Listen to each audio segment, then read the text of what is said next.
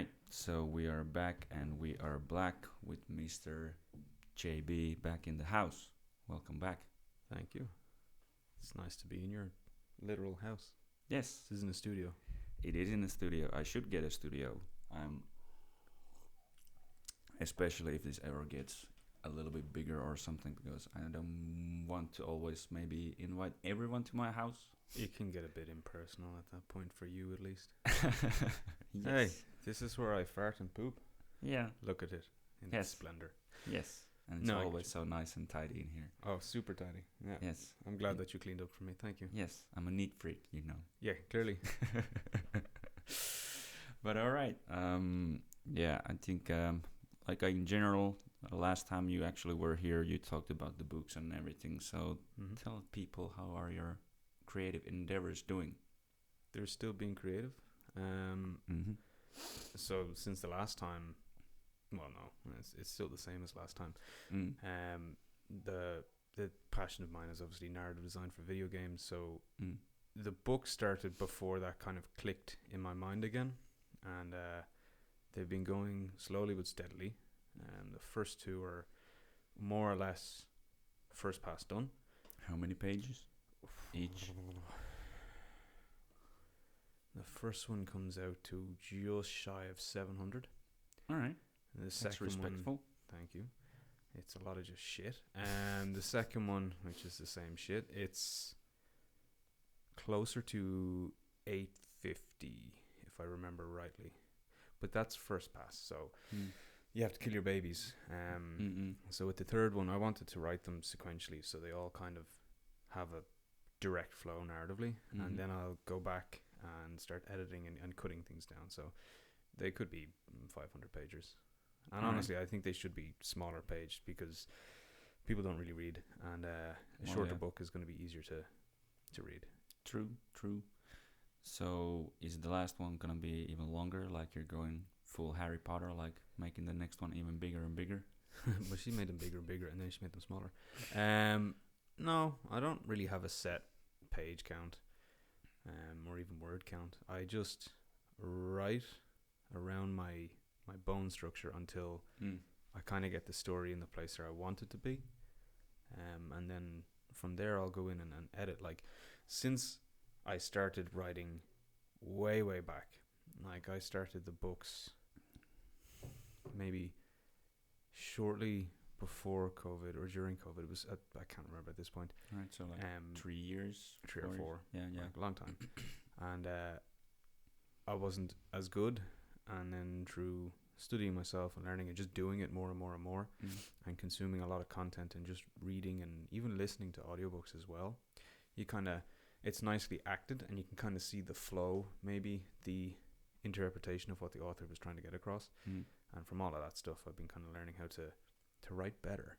And I think you want to write in depth, not in width. So good, concise kind of stuff that really delivers the punch. It really depends on the writing style, of course. Like Tolkien described everything. Yeah. Rowling described everything. Rothfuss describes everything. But then there's other people who kind of dial it back, and they maybe more a little bit stoic.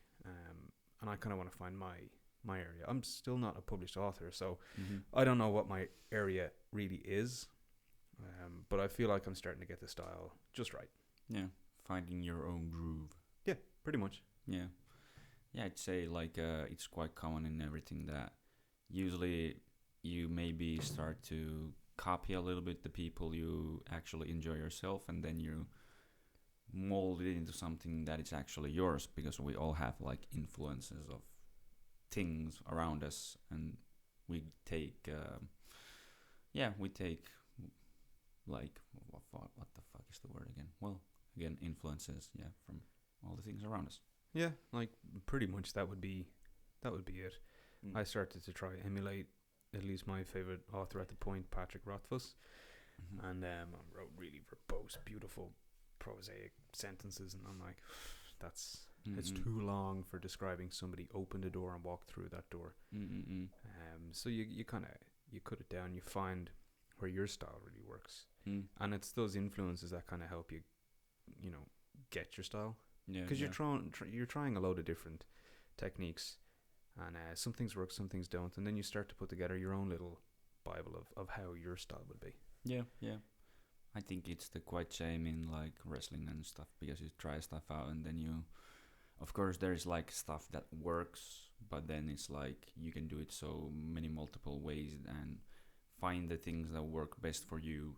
So that how you start to build up your own game, let's say. Yeah, pretty much. All right.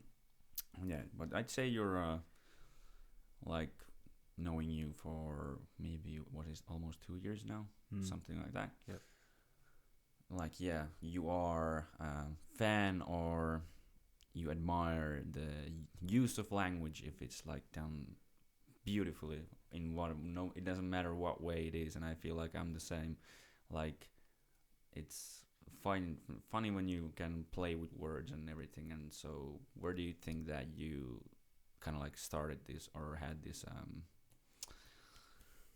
a prize for it, appraisal? Oh, I don't know where. Maybe. I guess stand-up comedy partly. Music most definitely. Like some of my favorite bands or musicians are pretty poetic with how they write lyrics, and they have to fit it into like 3 minutes. Yeah, yeah. So they kind of some songs need to be a story in 3 minutes. Really difficult task, and the way they just utilize words is it's quite cool. I guess obviously books. Read loads, and you can kind of see the differences between one's use of words compared to another author's, you know, and how they kind of get the mileage out of it. But loads of things like TV, comedy, music, books, comic books, video games. Like some of the best video games don't dump a load of words on your face. Like some of the best writers will just get the point across, and they write it in such a way that when the character delivers it, you believe more in that character. And it's just kind of understanding how to write and to, you know, gauge what you need to say, and how you say it. I kind of just like playing around with that. Yeah, yeah. It's, to me, it's just fun. Obviously, I speak English. That's my you know, national language. Well, not national language. It's Irish, but it's my primary language. And like even through school, when I was back in high school, or we call it secondary school, like English class was so much fun for me. I was just playing around with language, and you know, my teacher at that point, she was really, really good and supported me on like, that was really cool, that was inventive. And I'd always have this little thing of trying to work song lyrics into whatever essay I'd be writing. And you know, it annoyed the shit out of her, I'm sure. But I'd leave like an old album liner notes as to like, why did I put this song in, and what do these lyrics mean, and how does it pertain to this part of the essay. And I was obsessive about using English. Still am, as you know, to this day. I just really like to kind of stretch that language as far as I can. I'm not good at Finnish, so I can't really do it there. But with English, I'm getting better at it, and I can do it there. I can play around with it. I'm just thinking, like, because I appreciate it also, and it's fun for me also, and try to find the things that kind of like flow nicely, and they have like a punch to it, and that's the nice feeling of, I don't know, it just makes it more fun, and people seem to enjoy it. And but what is the, or why is it that people actually enjoy it that much, like other than ourselves, let's say? What do you think that is? I don't know, because it's so hard to define what somebody else enjoys. I know why I enjoy it. It could be a completely different reason for Bob or Mary down the road who enjoys it. I'm sure there's something there. I haven't looked into it that deep to go, what is the connection point? Maybe I should. Might make everything a little bit better. But I haven't looked into it to see what everybody else gets out of it. You know, you hear a song and the hook hits you. You know, that hook. I guess people kind of hum or sing or whatever, and there's that thing. It's just, I don't know. There's probably an elegant beauty to it, something that really kind of resonates with them. It could just be the thing that it hits them emotionally, and they're like, "Oh, I really, really like that." You know, people go around making quotes all day long, posting all over Instagram, and Facebook is still a thing. And they just put up these quotes, and they're like, "This defines me in life." I'm like, I don't know if it defines you, but I think you resonate with it at least. It just could just be the emotional core of whatever it is. Yeah. For me, I like to fuck around with words. As dull as that was, and having to debase myself with a curse word. Fuck is a cool word as well. Yeah. It's a really cool word, and you can use it like the Irish people use it in so many different ways. But it doesn't always have to be a bad word, and I think people classify it as. And that's the fun of words, is like, you can say any word, you can make it a bad word, you can make it a good word, you can make it like inspirational, you can bring someone down with it. I'm not sure what it is, but maybe emotion, if I had to guess. Yeah. Emotions are things that make us to do things, like they're highly motivating. But yeah, I think it's like, because I'm thinking like evolutionary value of like fun. Of course, everything that's fun makes the experience more enjoyable, and who doesn't like that, of course. But like the other things, like you said, evoking emotions and stuff, and yeah, it's a weird thing that how can words can cut so deep also, and at the same time you can basically say that words don't matter shit like actions do, and like it's a fucking interesting ball game. Sticks and stones may break my bones, but words will always haunt me. Yeah, like that saying is there for a reason. Like, words are pretty powerful. Like, I don't think Reverend Martin Luther King would have been able to be so supported for a good cause without having like a pretty good basis of moving people, and he did that primarily not through actions but with words. He got his message across, and then a lot of good things kind of happened from it, but that was all words. Same with actually another Martin Luther with the Papal State. He nailed them to the church doors and moved people with words and started getting them to question. You know, words are pretty powerful. Yes, they're not the end all be all, but they're a component for sure. Yeah, I'd say so, definitely, because words are, there's a like a expression that the more better you can write and think and be, like, the more words you know, the more you can kind of like get your point across in different ways. So that makes you a better communicator, and if you can communicate better, yeah, you can, like you said, you can communicate a message, you can communicate stories, like you can communicate what you want out of something, and usually the better you can get the point across that way, the more easy it's for the people around you to help you, or like to you to help them, and like what is the point that you're trying to get across. I think that is it has a exceptional value, actually, when you think about it, like all these examples that we've been thinking about. So we'll say, like, for instance, your friend had a really shitty day. Like, you can't through your actions fix it for them, nor should you. You should do what you can, but you can't fix problems from other people. You can aid in them, but sometimes helping them to gain the action themselves to fix it is just a couple of really kind words. Like, you pick the words just enough that you can help build them back up and go, hey, you know, this was pretty shit, it knocked you off kilter, but you know, you can keep on going. And just a few words, again, emotionally, you could resonate with them. And you don't always know that they do, but if you see them doing better, who knows, maybe your words did help. Yeah, it is true.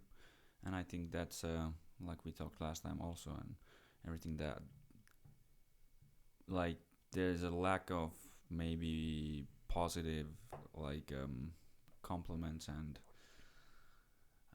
what is the word again?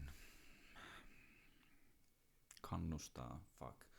Yeah, you're speaking to the wrong person. I'm sorry about that. I know. The listeners can text in.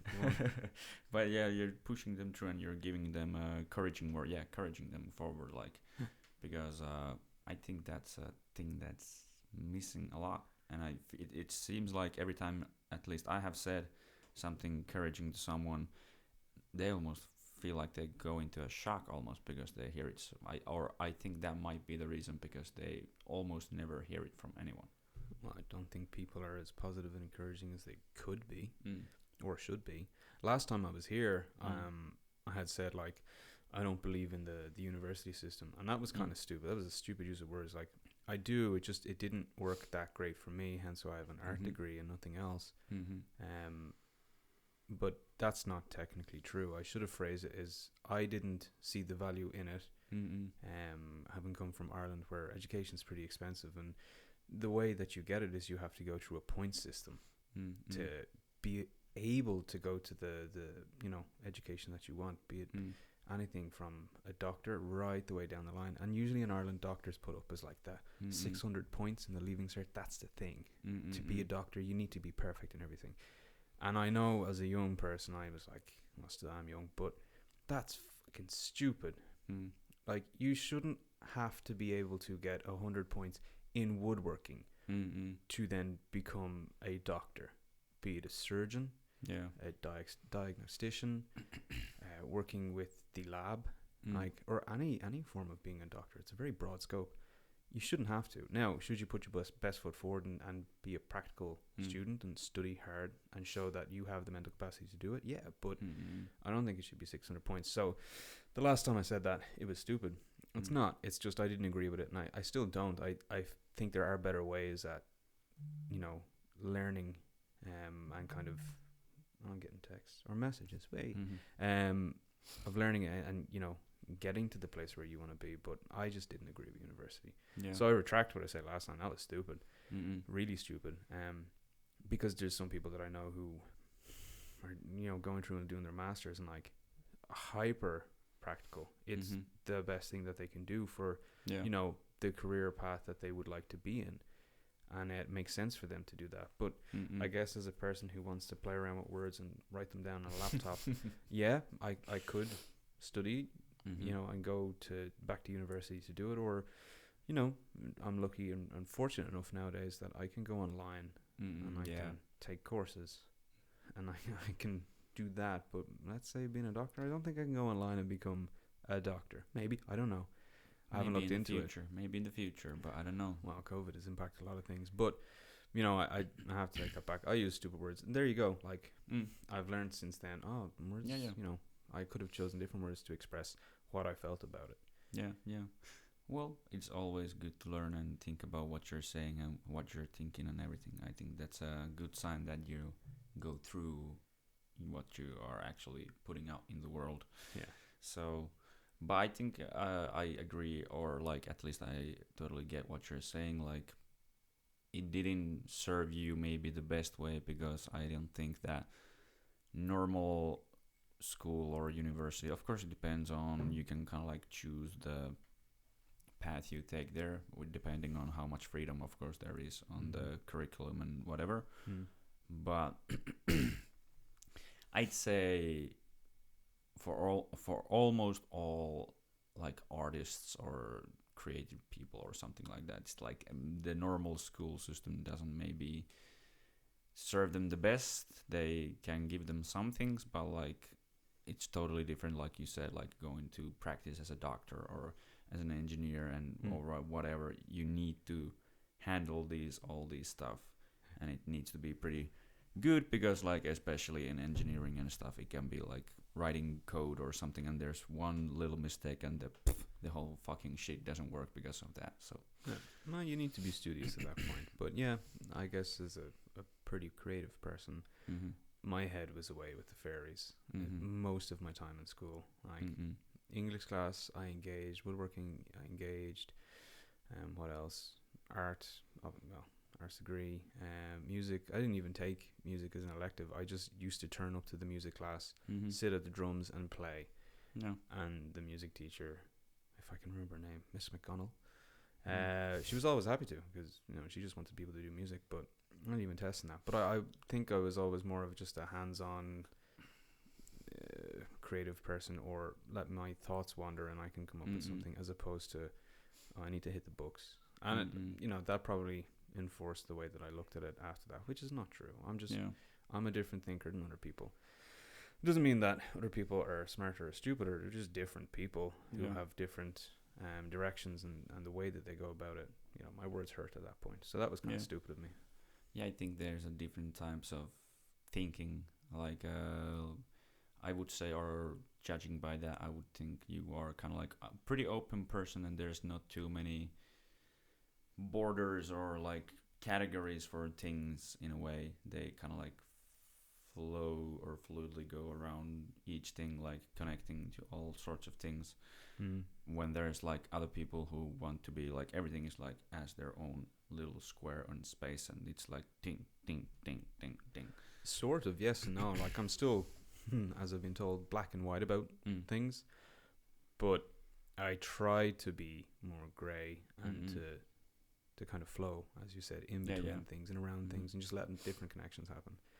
But you know, they have their different way of thinking. I do, definitely. I'm pretty brash with what some of the stuff that I say. But I do, again, harken it back to words, and I try to choose the best words to express what I'm trying to say. Yeah. And if you look at kids, like, it must be really frustrating. I can't remember being a kid. I can remember what happened when I was a kid. I can't remember being a kid.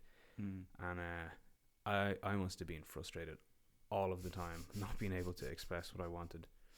And then I started to talk a lot, and nobody's been able to shut me up since then. And I've learned how to express myself. Yeah. Slowly. Express yourself. Din, din, din, din. Thank Alright. you. That was lovely. You should sing more. Yeah, every day, all the time, in the shower and in the shitter. That's where I sing, in the shower. Brilliant acoustics. I Nice. sound good. And echoes through the porcelain and everything. Well, I whistle as well. My missus kills me for whistling. I might have my headphones in. I'm doing something at the house, and I'll have a song and I'll start whistling to it, and she's like, "Shut up!" And I'm like, "I'm sorry, I'm whistling. I forgot." Do you have how do you say tone, like you can hear the pitch and everything? Yeah. Like, yeah. Some of my friends have said that I can sing. I don't agree with them, but they're professional musicians, so maybe they're coming from a standpoint with a pretty good insight into it. Yes. But I don't think I can. But yeah, I can recognize, you know, the pitch and the tone. I can pick keys out and go, oh, cool, that's that. But can I do it? No, I don't think I can. Yeah. I try though. Yeah. Sounds like strangling a cat. Well, yeah, that's the good kind. I wouldn't say that. That's a terrible thing to say. How dare you? Use your words better. Yes, I should have. But yeah, it's I would say I can hear the pitch and I hear the rhythm and everything. It's like I have been told by a few kind of at least semi-professional musicians that when I whistle it goes to the according to the notes. No, that's so cool. I can kind of like hear when I'm listening to a song, I can basically hear when they have what is the fucking guy that shakes the in orchestra. You're just waving for anybody who's listening, which is everybody. Yeah, but he's just like waving his hands. Are you saying a conductor? Yeah, yes, the guy who's like it goes here and so I can hear it kind of like that, and I can almost see it like a fucking line bouncing up and down. Oh, that's cool. Yeah. So that's just a visual thing that you have. Basically, yeah. And I can hear it, and I can right away, even before the bass or anything comes, I can hear like the rhythm is alright. I see what you mean. Yeah. And also the pitch, and that's pretty cool. Yeah, but other than that, I don't say I would have any musical talent. Oh, so few of us really do. Well, yeah.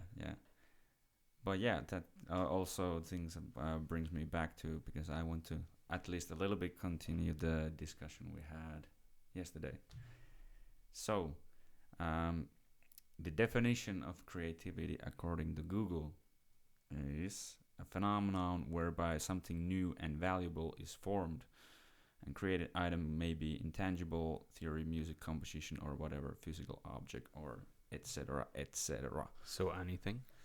Well, anything, but it's, again, I think the key word is new and valuable. So would you again say that creativity is just a form of expression in whatever matter, basically? Yeah. I'll die on that hill. Is everything new and valuable then? No, not everything is new and valuable. Yes. Like anything new that comes about is inherently new. Is it valuable? No.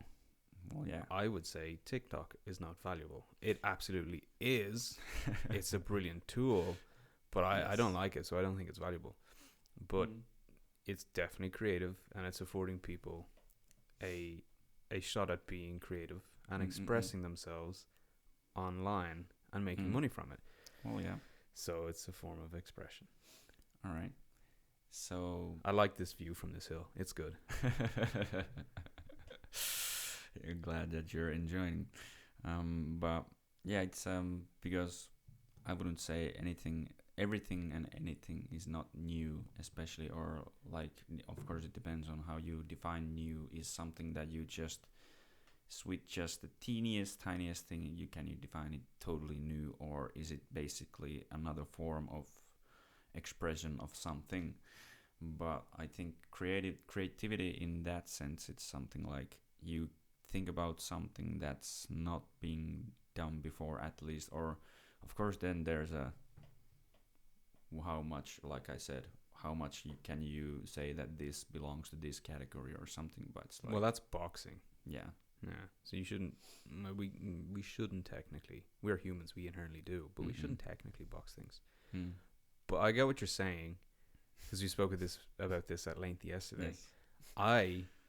Because I'm a black and white person right now, think that creativity is just a form of expression. It doesn't mean that it isn't new or it hasn't been done before, or, anything like that, or is it a boon for humanity. I just think it's a form of expression. Like, this is creative, but we've done it before, so it's not new, but we're talking about different things, so it's kind of new. Yeah, in a way. But then again, like, especially like when you talked about musical talent and everything, you said that not everyone has it. So of course, there are different ways to be creative, and some of us are creative in a lot of ways, I would say, or in multiple outlets. But why is it then that like not everyone can be creative in basically anything then? Or well, I would say that there is mental blocks for some people to do some things and other people to do other things. Like, we're all very much snowflakes when it comes to being wholly unique and different. Yeah, we can align our thoughts pretty closely, but like my buddy Jonas, a hell of a musician, fucking brilliant singer. You talk about ours, Jonas? No, he's a guitarist, and I don't know if he can sing. Maybe he can. I'm not sure. I'm not going to ask him. He probably doesn't sound that good. Yeah, if you just squeeze his balls, he might just sing. He probably would. But not on a good note, I'd say. No, my other buddy Jonas. He was, maybe we spoke about him on the last podcast, but he was one of the first people that met over here. Been friends with him ever since. He kind of got my head level when I moved to Finland, helped me adjust. Yeah. And he's super, super talented, and he just has that skill. But he has that skill because he practiced. So perhaps even if you don't have that inherent skill and you're born with, like, a prodigy, it doesn't necessarily mean that you can't acquire it. Yeah. Like, if I wanted to get better at math, I could practice math, because I'm terrible at it. Well, yeah. But it doesn't mean to say that I don't have that skill. Like, I just haven't practiced that skill. Now, can everybody be an NBA player? No. Genetics are going to play into that. Yeah. Can everybody be a professional fighter? No. Genetics and mindset will definitely play into it. Same with NBA mindset. And I guess it's mindset as well. Do you have the mindset to do this, or do you not? If you don't really enjoy it, you're probably not going to excel in it. And maybe some people, they get discouraged when they're trying to sing, and maybe a few people have used the words and said they're not good at it, and they get discouraged, and they don't have a mindset of like, oh, well, I'm going to do it, I'm going to get better at it. Maybe they just stop. Maybe a few years down the line they pick it up again just for a bit of fun. They still sound bad, but they haven't practiced. It's different. Yeah, I would say like the mindset thing especially is that's the thing that keeps you going. Like, I think you can have a good like skills, or the fucking blanking out on words. It's okay. We all relate. Yeah, but it's like you can have the skill or the kind of like talent for something, but of course you need to practice it, and the longer you can, the more longer you can take it, the better your mindset is at it. Like, of course, practice and not giving basically a fuck about what something says about your work. You're just, fuck it, I'm getting better and going forward and forward.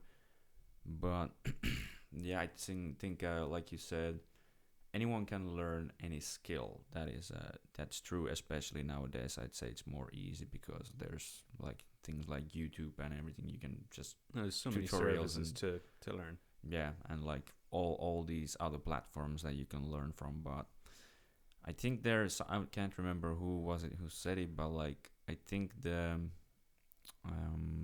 difference between a guy who's basically a creative person or someone else is just they have the whatever you call it, passion or some spirit that makes you create and want to try to do stuff, and other things are just skills that you learn to do that, basically. Hard skills. Yeah. Yeah. Like, I don't know. Clearly not as wise as that person. But I think anybody can learn anything. Can you always get to the top tier? No. Yeah. Like, sometimes your body just won't allow you, your mind won't allow you. Maybe you go blind and you're just not able to do it. Your hands, they develop tremors, and you could be such a perfect artist. Maybe you can't do the same style that you did, but you can change your style. I don't know. I think a lot of skills can be learned. There's some that just can't, and that would come down to, I guess, IQ at a certain register. There's very high, particular skills that just can't be performed by everybody. Yeah. I don't think I'm going to be sent up to space by NASA to work on the ISS. I'm an idiot. I would probably just put a hole in the suit and I would die up there because I'm an absolute idiot. Fucking sign me up, dude. But could I learn the skills somewhat to get close to it? Yeah. But I just don't have the mental faculties to do that. And maybe that would be something that would hold them back. Physical faculties, yeah, sure. But there's a lot of different things, and that's cool. That's why we're all so unique and stuff. Yeah. But it's again, I don't know. I'm not sure where I'm trying to go again from here. But what I just thought about is, like, I asked you before a little bit, or we've been talking about slowly, or not just off by about this maybe at work, but like, what would you say are your, at least, would you say rituals or some sort of like creative habits that you do to keep up with the writing and everything, so you can come up with new materials and everything? You talked about like consuming other things, but like how do you summon the muse, let's say? Of course, I wouldn't say it's not about that, but because of course you need to work, but like how would you guide someone to be more creative, and what is your process with it? Okay, that's a good question. How do I guide someone? No idea. I'm just gonna say words. Let's see if they make sense to somebody. At least what I do, I consume a lot of history stuff. I love history, and that kind of informs how I write as well. Podcasts for sure, books, music, like those four by themselves kind of get me fired up to write anything.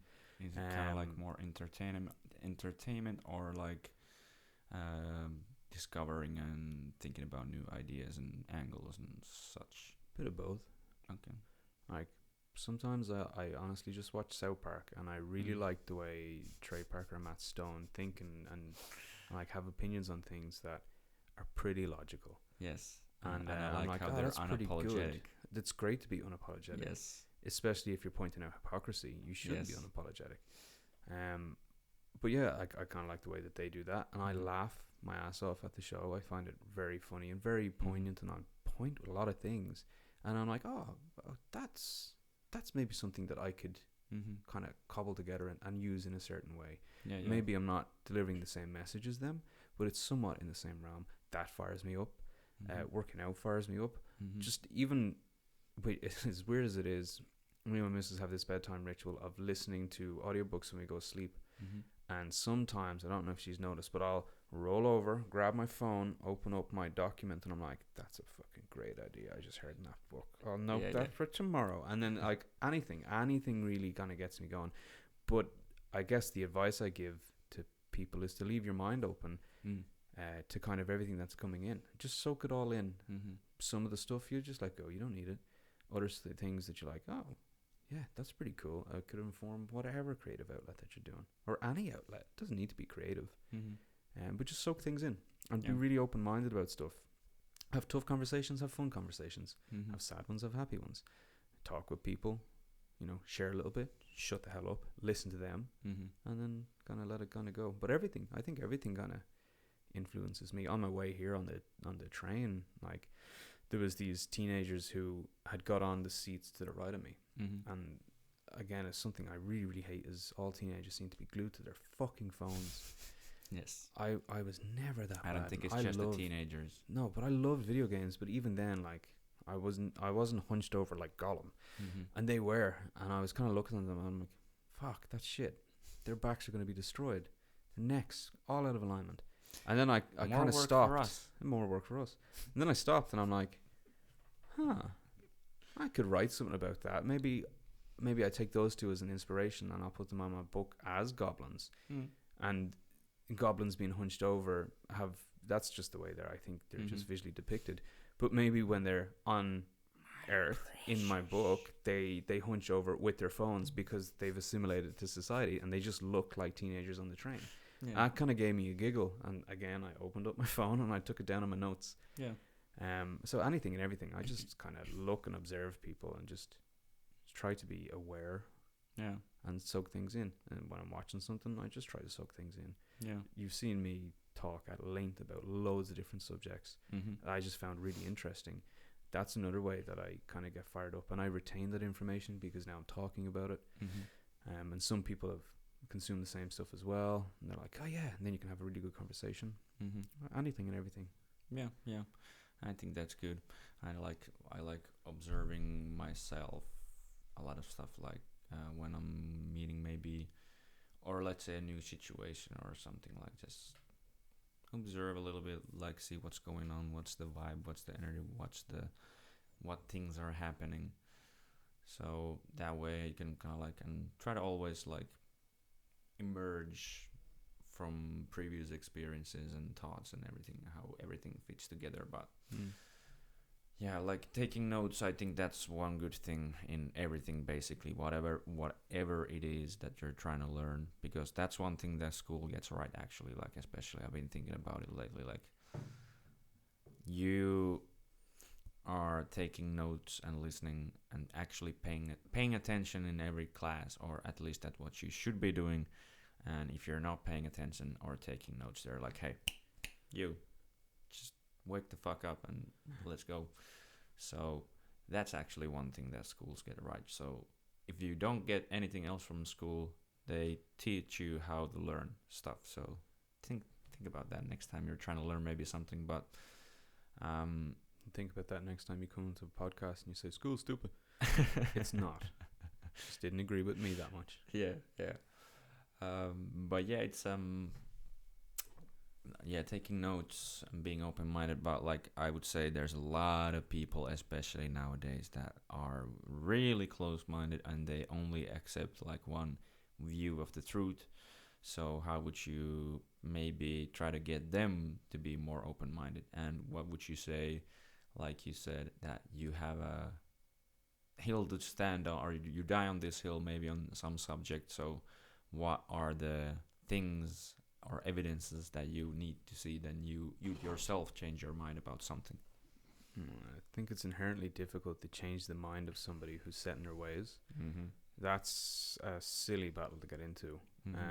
You can argue your point and you can argue it for days. And even then you may think you have all the facts, but really facts are fairly fucking vague when it comes to what I think you're talking about. Don't argue with them. Accept that's the way that they think. If they want to engage, tell them your side. If they don't accept your side, you can walk away going, well, at least I'm open-minded. I listen to them. I've Mhm. shared my point. I get some of their points, and walk away and go, I don't want to engage with a person who thinks that way. Mm. If you have that, because they kind of act like bullies, just ignore them. Again, Mhm. there's no point in kicking the shit out of them, be it physically or verbally. Mhm. Just don't engage with them.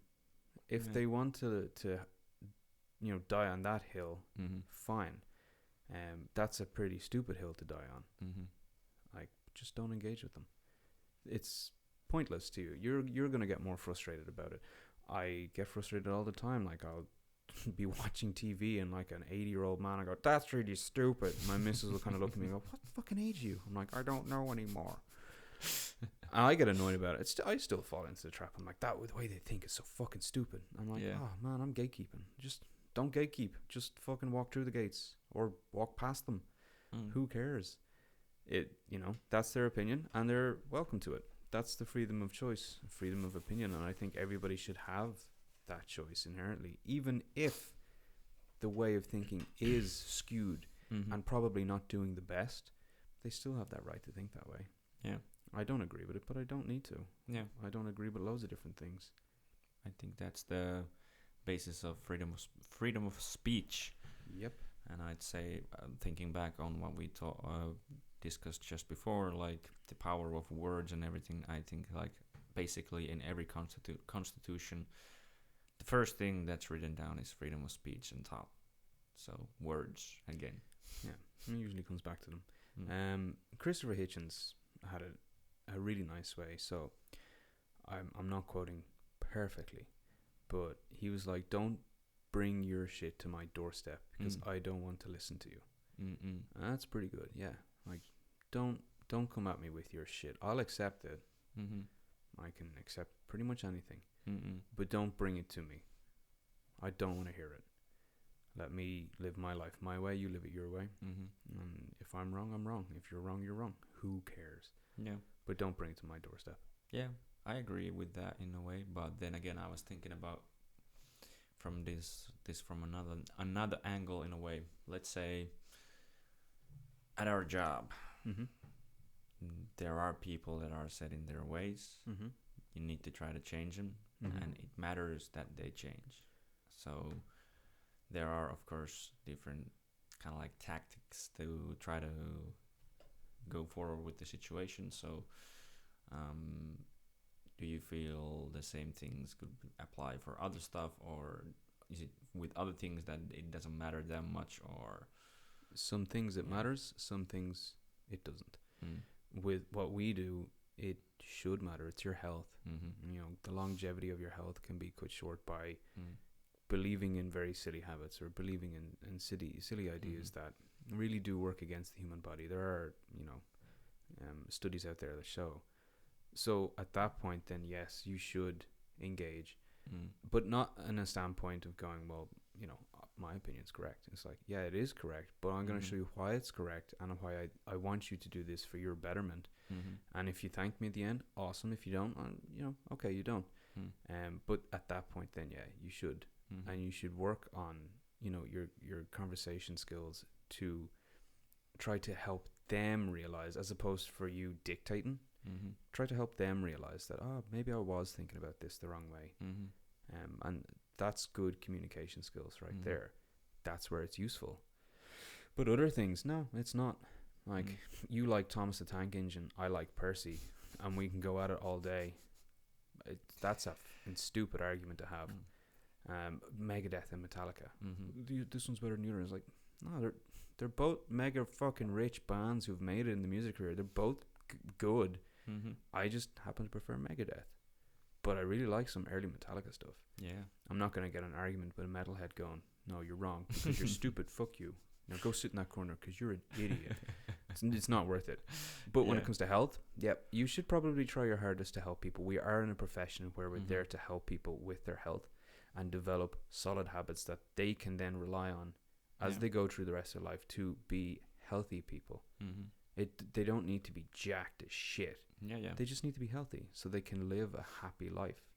Ultimately, that's what I think that we do is we try our best to get people to a point in their life where they can be happy be it physically or even mentally, and pretty confident that they can do it on their own. Ultimately, I say to my clients, I want you to graduate. I want you to not need me, and I want you to be able to do these things by yourself. Yeah. The way I approach that is generally through humor and being bluntly honest. But you know, if they make mistakes, I'm not going to hit them with the "you're fucking wrong, you stupid idiot, and this is why." I'm like, okay, why do you think this way? What's going on here? Okay, try this piece of information. What do you think about that? And slowly people come around. Changing minds, very difficult to do. Influencing minds, that's easier to do. Yeah. Well, of course, I would say influencing and changing minds is totally possible. And like I said, what I thought about during what you talked about there was, I'd say asking the correct questions can make a difference, a huge difference. Like you said, you're not trying to maybe say to them that that's fucking stupid and everything, but even though you might think about that in your head, but it's like, okay, well, why do you think that way, and what do you think if this and this and this happens, and what are the repercussions for that? So again, I think it's and like you said, things about like taste, I would say, because taste doesn't matter that much. Whatever your taste in music, whatever your taste is in food or whatever, like taste doesn't matter that much, I would say. But then again, I would say there's a lot of things that I give the freedom to the other people to think about the stuff whatever the way they want to, but still I would maybe want to change their thinking about it, because I feel like it has a societal effect, I would say. So where's the line there, or how would you say that, like trying to affect other person's thinking if it has societal effects? That it would be similar to separation of church and state. You know, spiritual belief and religion can do good things for people. I don't believe in anything, but it can do good things. I've seen it do good things. So again, it's not my place to go. You're an idiot. You're not. It's what you believe. It brings you peace. You're a good person. Awesome. It's when you stop being a good person and you start being a bad person. That's where the problem is. Societal change it's going to happen. It is the thing that happens. That's why societies or civilizations rise and fall. Societal change. That's okay. We've experienced that, and that's one of the other sure things of life. Death is the other. Societal change is going to be one of them. It's okay if it's good, and if it's coming from a good place, that's great. Sometimes things that come from good places can be corrupted, yes, and they go bad. That's when you should take a standpoint and go, hey, this thinking is kind of silly. There's a lot of damage that's been done here, and we should want to aim for the Star Trek of the world, where we can all work and cooperate and be good together. Maybe not as brainwashed as Star Trek is. Pretty good show though. But try to strive for something like that, where we can cooperate together and again argue things out with words and try to find a resolution.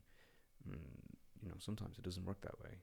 Sometimes the standpoints can be pretty bad. You see the pushback that happens with some of these things. Is some of the thinking out there politically or socially good? No. But is it going to be doing the worst damage at this particular instance? No. Okay, I can let that one go. Maybe a different instance, it does a lot of damage. Like, okay, maybe I should push back against that. So again, it's also picking your battles. Are there some things that you should fight for? Yeah. Are there some things that you shouldn't? Yeah. And you pick and choose. It's hard to do that in this society, because you do get ostracized for taking a standpoint. Yeah. And even if it is the more logical of standpoints, still you can be crucified for it.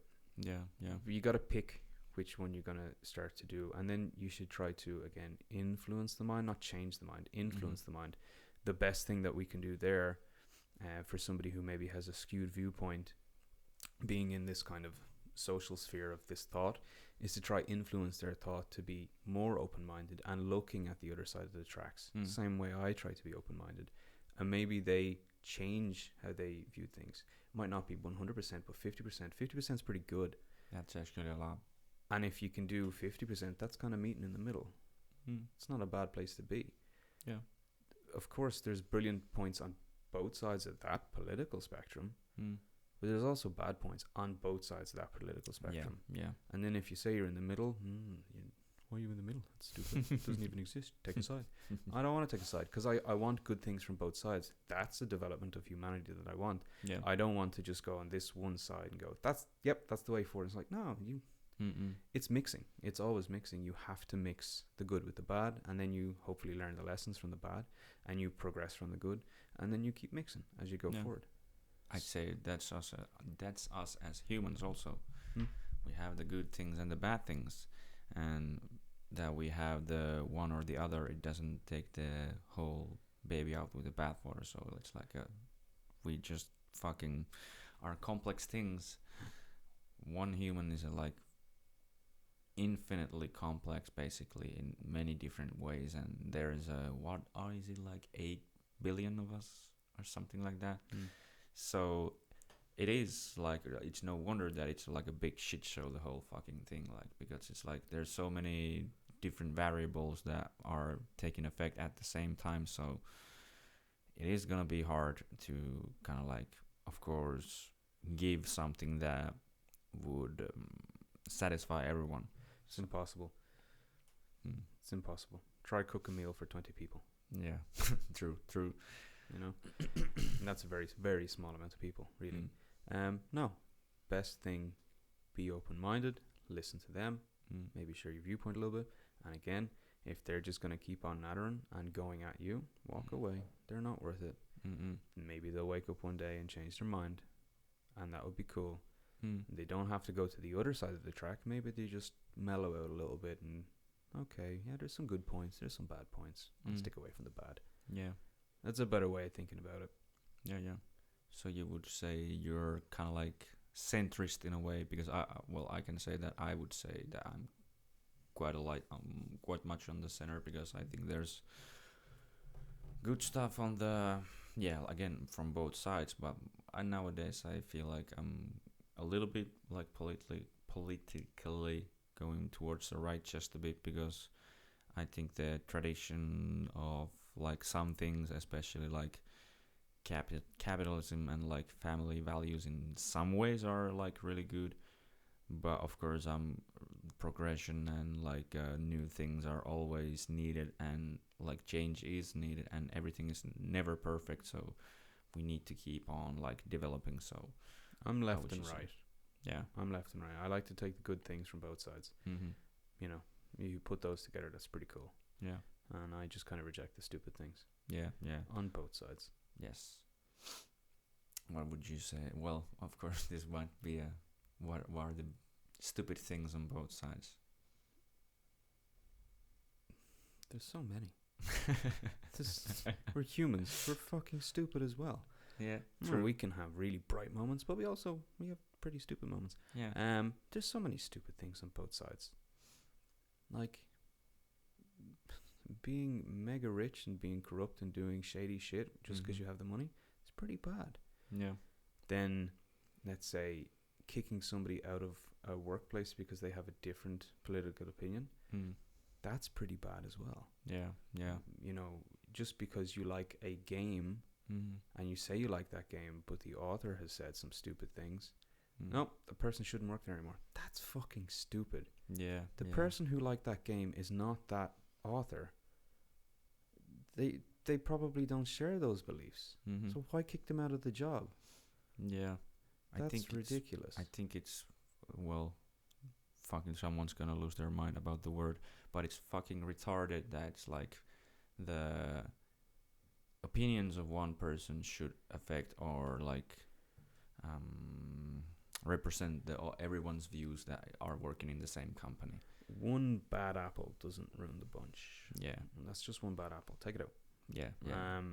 No, I think it's silly. And that's there you go. There's silly things from both sides. You know, I don't even know if there's sides. It's dimensions. There's stupid things all about the place. And I'm sure I believe in stupid things as well. Maybe, hopefully, I'm a person who will be open-minded and is able to change their opinion on things. I like to think I am. So that's a positive. But I'm sure I believe in stupid things. Like flat earth. Okay. Well, I'll ask you this: do you actually believe in Earth? How deep does this conspiracy go? I don't know. It can be we can go deep. We can go Are we deep, flying deep, through deep, space deep on the back of an undercover. elephant? 4 elephants and a tortoise? Is that our cosmos? I always find that when people throw me conspiracy theories, Yeah. legit, like actual, real, they do believe in it, I just go even deeper with another conspiracy theory. Yeah. But But the moon landing didn't exist. You believe in the moon? That doesn't exist. What do you mean? It It's made does of exist. cheese. No, it doesn't. It's made of cheese. It was in a film. That's where it all came about. In a French film. One of the earlier films. A rocket landed in its eye. That's crazy. Well, you're crazy. We're both crazy. No, I just, again, Yeah. I will deflect with humor Mm-hmm. and I'll walk away. Yeah. But I would say again I don't believe in fucking flat Earth, but like I'd say the word conspiracy theory is nowadays quite overused, and it seems like, let's say, a lot of things that have been said that are conspiracy theories turn out to be true, just like in the last few years, let's say. With any bit of fiction, there's a little bit of truth thrown in there. Mm. No, I think a lot of words are overused nowadays. Yeah, true. To the point where they change their meaning and definitely lose the actual application of that meaning. Yeah, you're crying wolf. It's like, it's a good fable, but it doesn't really hang nowadays. Because of some of the stuff that we've seen happen over the last 20 years. I'm like, yeah, well, crying wolf might not be a bad thing. Snowden was a crying wolf at a little point. Like, he would have these doubts and stuff, and then eventually, his stuff came out, and he was right. Yeah. But maybe some of the stuff that he might have said a little bit before to some of his confidants. I just listened to a podcast of his a good while ago. But he had said that he had said a couple of things that turned out not to be true. But the big scale thing was, and you're like, oh, fuck, okay, crime wolf might not be a bad thing. Yeah, yeah. But it's not the correct use of the term. It's a liar. Well, yeah. But it's, or again, what is a liar? I just It's like, to cry wolf is to lie. The Well, entire kinda. fable is the kid lied and lied and lied and then got attacked by a wolf viciously and ripped to pieces. Yeah. So yeah, basically you're just lying or just yelling something out that you yell it enough times that people just start believing you, or the word, like you said, loses its meaning. It does. Like a lot of what would be the word? I've had a brain fart. This isn't good. Use your big boy words. Cult leaders. Yeah. They're liars. Mm-hmm. They cry wolf. People believe in them though. Yeah. And again, should we say you're stupid for believing? No.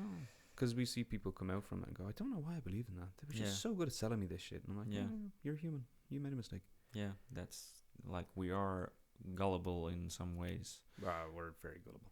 Yeah, but like, well, in a way, I would like to say that if you believe into a fucking space alien like Scientology, you are maybe a bit cuckoo, but like... I was in a bookshop yesterday with Anton. Yes. And I picked up a few books. Of course I did, because I like books. Mm-hmm. And I came across L. Ron Hubbard's books. Yeah. And I was kind of giggling to myself. I'm like, oh, fuck, imagine I wrote a book and it turned into a religion. And I made millions and billions from it. That'd be quite awesome. And I'd do that for sure, because I'm money hungry as fuck. And they're tax-free. Oh, yeah. I need to get that tax-free Should we stuff. start a religion? Absolutely not. I don't think the two of us are mentally capable to actually do so. But well, if Ron was capable, so... He was a pretty smart dude. Well, yeah. Just but crazy also. Crazy in his head, but yeah. Yeah, but sometimes brilliant people are crazy. Yeah, like me. Okay, sure. I believe that, buddy. But yeah, like, I don't know. Those stuff, I guess the whole summation of it is, pick what you want to fight, and if it's really not worth it, don't. And be open-minded. Just be open-minded about things. All right.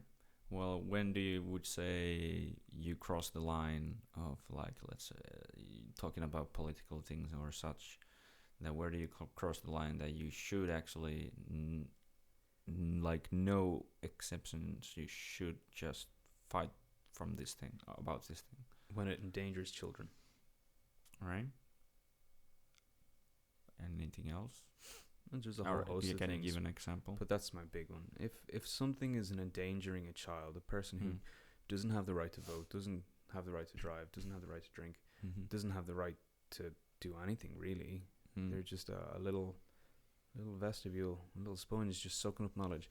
If it affects them, no, that's inherently wrong. Mm-hmm. You know, if you're a parent, your main job is to raise your child in a good, safe way. Maybe not safe. Let them get in the muck. It's okay. Mm. But in a good way that prepares them for being an adult, Mm. so that they can go on and do things that better society. Yeah. But if you impact a child just when they're starting to kind of get everything in shape, Mm-hmm. that's bad. Yeah. Don't do that. Yeah. That's ridiculous. Yeah, it's like, at least for most people, I would say that's kind of like a soft spot in general. Or I think it's a good thing, of course. But like, yeah, because some people feel, or at least nowadays, feel quite disconnected about that. At least the idea of children, and not maybe remembering that they were once children, and I you just are gonna said have I just couldn't children. remember being a child. Yeah. And we do become disconnected. Yeah. And that's bad. Should we strive to remember what it was like being a child? Maybe, yeah. That'd be Yeah. kind of good. Yeah. But you should really do your best to protect children, because remember, you're gonna die and they're gonna be running stuff. Mm-mm. So it kind of just keeps on going. And if you Mm. supplant stupid ideas in their head, Mm. then that can, in 20, 30 years, end up with pretty severe consequences for other children. So Yeah. it's cyclical. It just keeps going. So Yeah. when it starts to affect children, that's when I'll definitely take a standpoint and go, oh, no, stop Mm-mm. it. You can do whatever you want as an adult, Mhm. but that person is still growing and forming. Yeah. Cut that shit out. That's Yeah. bullshit. Yeah, that reminds me of it's a really, or it seems like a controversial topic nowadays about these drag races for children or something like that. You've been seeing them online. Yeah, I would say because Maybe they're not inherently. I don't Yeah. know, but it's kind of like chat rooms as well. It Yeah. probably opens up a certain way for nefarious people to get in and yeah, to prey. That's not good either. yeah, I don't think that that's a very good thing for kids. mm-hmm.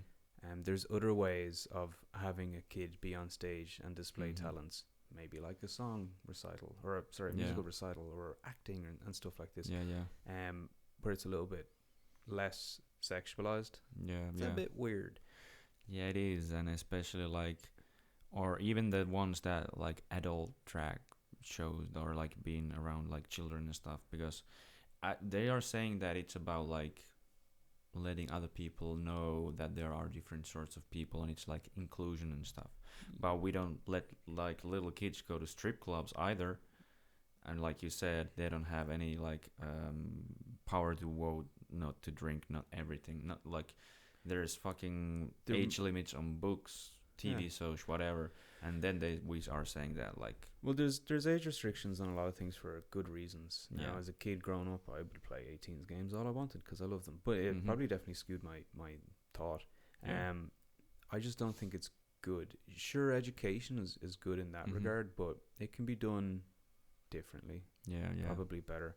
Like, speaking of drag, I watched the Rocky Horror Picture Mhm. Show as a kid. Mhm. Loved it. I thought it was great, but I just always liked musicals in general. I thought they were Mhm. fucking cool as shit. This is a rock and roll musical, and yeah, I accepted it. But that was me Mhm. watching a film, you know, and it was okay. People dress in drag. yeah, RuPaul, fucking Yeah. cool dude. Does an awful lot of good for the world. Drag superstar. mm-hmm. But I don't think he's going to be going like, okay, let's yeah, do it for kids. I'm like, yeah, okay, you can do it at a certain distance, but maybe not 1-to-1, face to face. It's yeah, a little bit off. yeah, It's the same with pageants and stuff. It's just a little bit off. yeah, yeah, There's just some things that should be for adults, and then there's some things that should be for kids. yeah, And I think we should really want to give kids the chance to be kids. yeah, And then as they mature, as their mind develops, as they start to get these ideas in the head and work around them, then slowly we should be able to introduce them to different concepts. When they're an adult, they can make their own mind up about anything. yeah. But as a kid, I think you should protect kids. Yes, I agree. I totally agree. And like I said, like I don't mind any adult doing anything basically that doesn't hurt other people. It's just like it's your life, just fucking live it. And I believe this way, of course, because I don't like anyone to tell me like you can't live that way and you can like oh fuck you. I'm gonna live my life like the way I want. But just children are children, and like you said, it's and all the tales and everything like people, let's say, kind of like needing to grow up too fast. Usually, It's it's not okay the if best it's for a them. circumstance when you're thrown into it, and it's Yeah. unfortunate that happens. Yeah, yeah. And you do have to confront things like that. Mhm. Sucks, but you do go Yeah. up a little bit fast, and that's just life throwing a curveball. Mhm. And as a little brain, how do you process it? Like, Mhm. it's difficult. I don't think you can. You generally tend to confront it a little bit later on in life, but Mhm. the main objective shouldn't be trying to introduce children to these Yeah. concepts at a young age. It should be at a later date Yeah.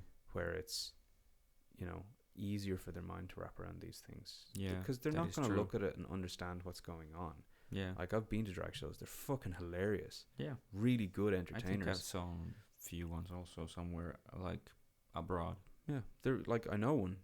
He's a fucking funny ass comedian. But Is it I'm- Eddie Izzard or something? no, I personally don't. It's Yeah, definitely not Izzy Izzard. But like, funny dude, Mhm. really funny dude. But I'm old enough to kind of see what he's doing Mhm. and how the satire of it all is, Mhm. and it's funny to me as an adult. But I wouldn't, as a 5-year-old, I wouldn't have understood the Yeah. concept of it.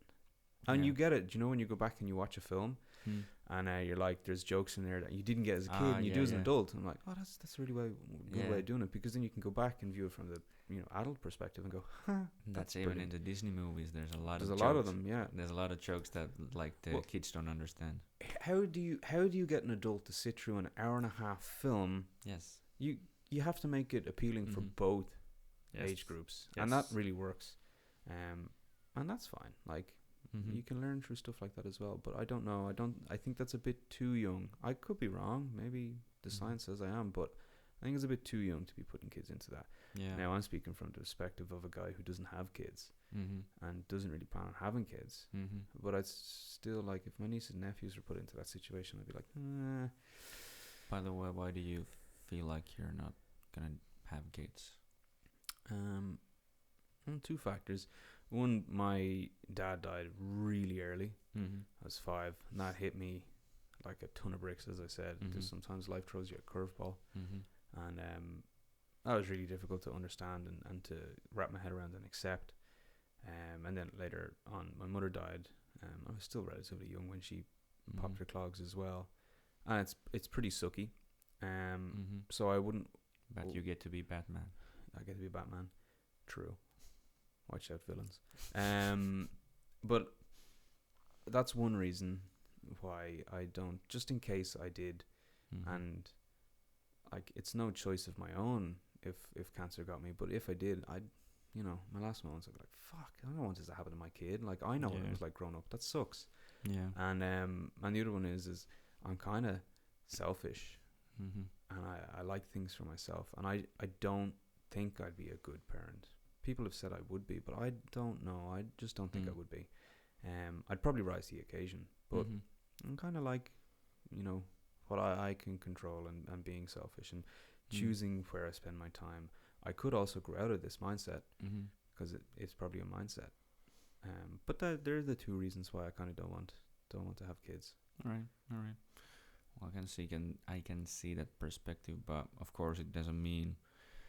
Of course, you never know what happens, but it doesn't mean that if that would happen, that you would have, or it would have the same fate as kind of like you did. No, it doesn't. And if I had a kid, boy, girl, doesn't matter, I would give them whatever sort of childhood I could that was just wrapped in excitement and adventure and fun and Mhm. learning as much as possible. Mhm. I wouldn't shy away from being a father, but I just don't really want to be one. All right. But all the things that maybe I never got to do, oh fuck yeah, I do it with them, like straight away. And you want to go to Disneyland? Let's fucking go. Let's go. Yeah, how many days? 400 days? Absolutely. I'd go. Like, I'd do whatever I could for them, but I don't really want them. Yeah, yeah. All right. Well, that's fair. But there's a mutual friend of ours actually, and who has kids, and he just sent me a photo of like he was in the library looking for nighttime books for his 1-year-old, and he saw pictures of like anti-racist baby Pride 1, 2, 3 is the other one. So 2 books that are clearly, I would say, they have a political kind of like a thing in them. Yeah.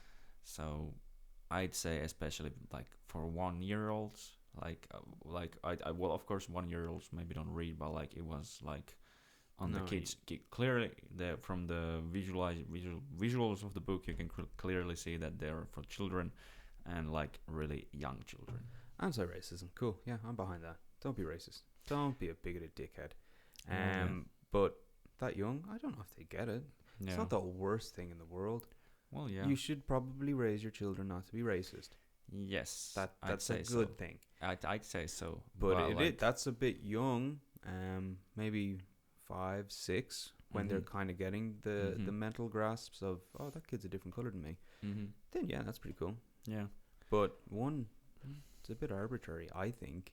But I don't know. Kids are, as I said, sponges. Babies are sponges.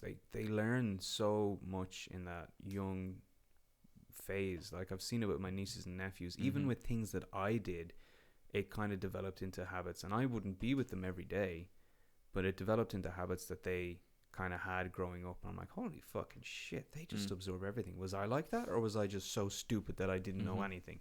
Did I know how to use a fork? Probably not. I think I ate with my hands mostly because, as I said, I'm an idiot. But yeah, like maybe it will, and that's not a bad lesson to teach. Yeah, I think that's a good one. Yeah, it's a good one, and I totally agree that no one should be racist or be raised as a racist. Of course, that maybe not always be the child's choice, because there are like fucking dumbass people who will raise to their kids like, yeah, everything that white is fucking disgrace and blah blah blah. Like, again, I totally agree, but then again, from what you learn or hear from anti-racist, what it is at least in the internet sphere, and like it said actually on the first page of the book, open your eyes.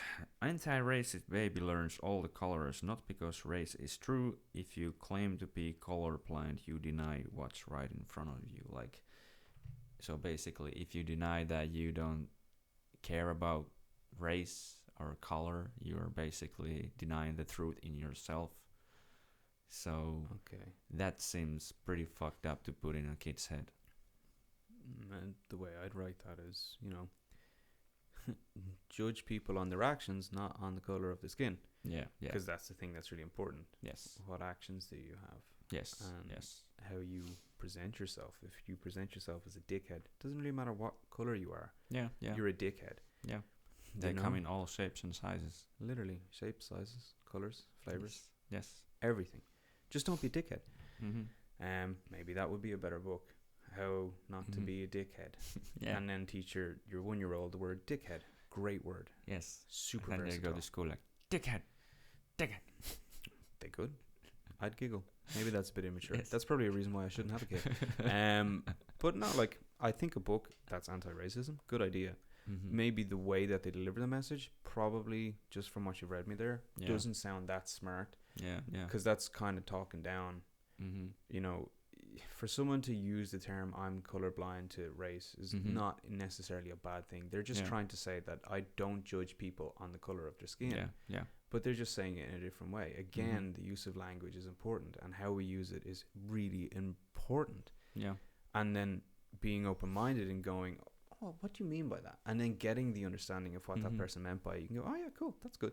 Yeah. You just said it a different way than I would. Yeah. Again, that is getting the point across. But of course, like, there's different ways to get there. There's so many. Like, it never ends. The way to discuss things with people, like, you can just say so many different words to get your message across. Sometimes the words that you choose kind of anger people. Okay, why did it anger you? Okay, well, let me phrase it a different way. Oh, is that what you meant? Yep. Oh, okay, yeah, I get you now. Yeah, because you should be able to talk it out as well. Yeah. of course, like if you can't talk it out, the next thing is basically usually violence or something that will determine the outcome of the whatever conflict it is. Yeah, I've had a couple of tiffs with people when I've said stuff and they didn't get it, and their first reaction was violence, and I'm like, whoa, wait, this is what I mean. And one time they continued to come at me. I'm like, oh, for fuck's sake, like, don't be an idiot, man. Just let me explain what I mean. Yeah. But yeah, like we said, and I think about all these things and stories. Let's say I'm thinking about stories. I can't firm every word like nicely to this, but I'd say stories have a lot of power, and that's the thing. Like, it's all again part of words and putting them together and telling them in a nice manner to actually trying to tell something to people. And I think those really affect and influence our minds. So what would you say could be basically the best story to tell as a societal level, and what do you think is our story basically that's being told to us right now? I don't know what the best story to tell would be. I just don't know. Like, religions are a story. Yes.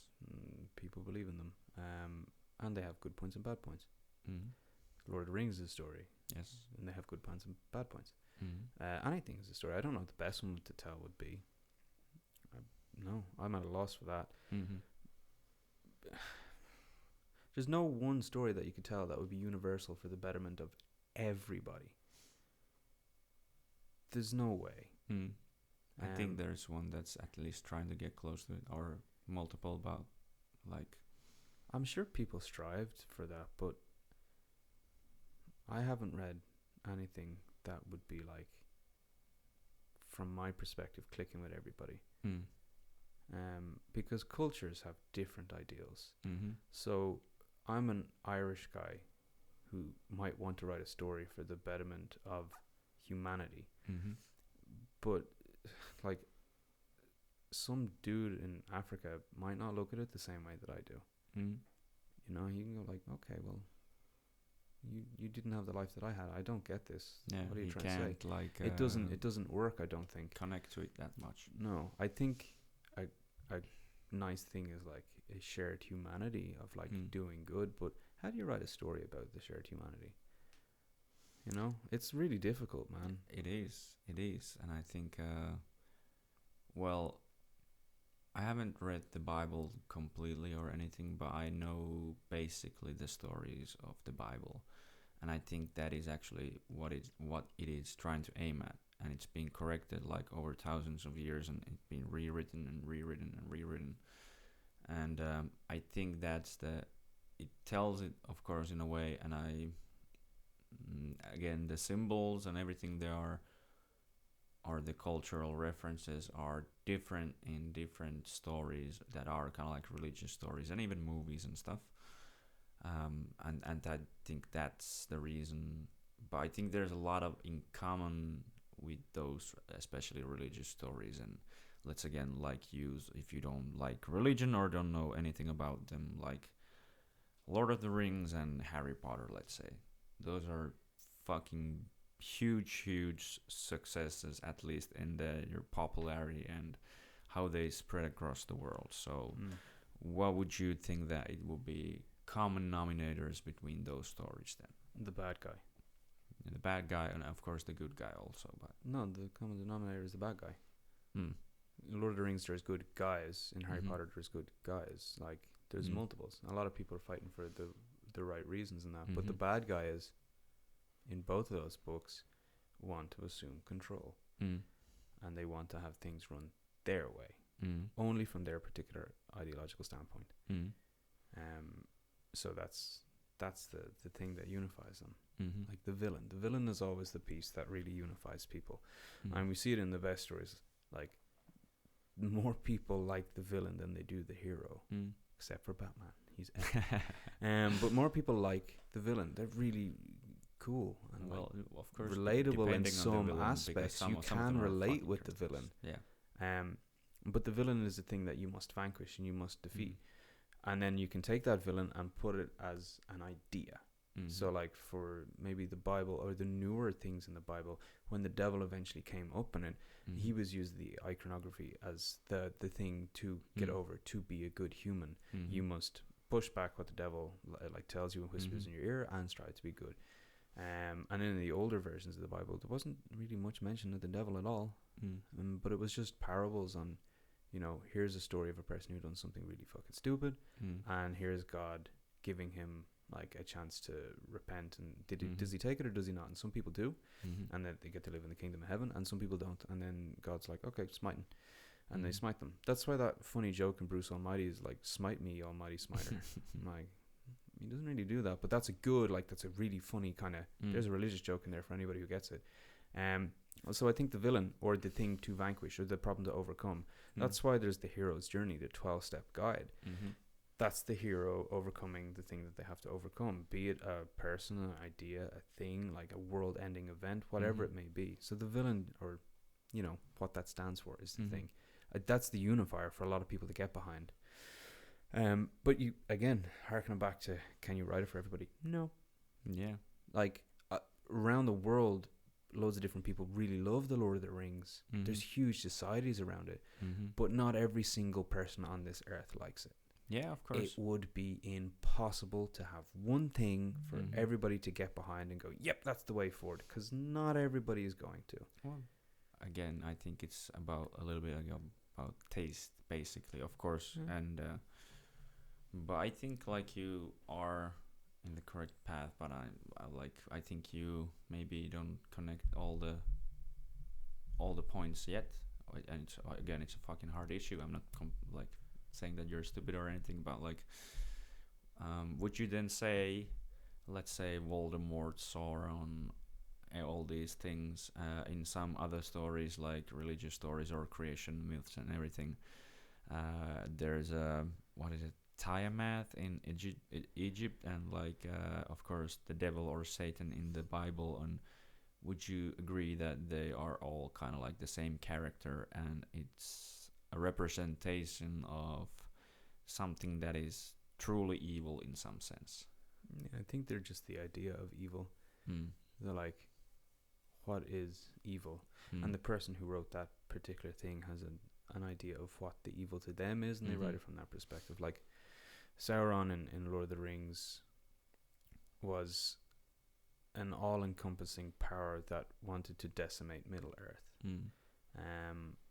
Okay, Voldemort in Harry Potter, he was pretty closely tied to a certain person in history when you start to look at those kind of identifiable things.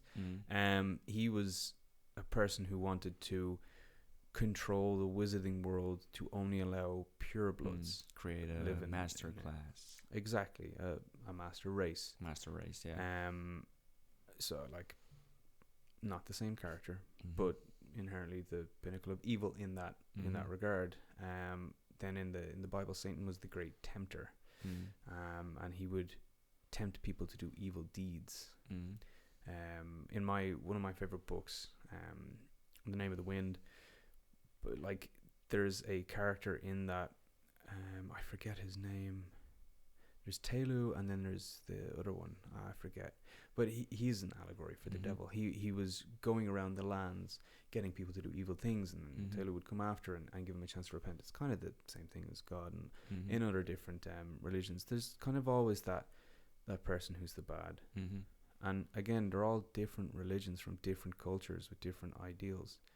But they're all kind of arriving at the same standpoint of be good. I think that's what you should be. Yeah. But I might have missed the mark on your question again. Maybe I'm just dissecting stuff. It's kind of like I would say that's like, do you think they represent, or like when you think about the story in general, like an archetype of evil, let's say? They're a certain archetype. Yeah. And then let's think about like maybe like you talked about the hero's journey.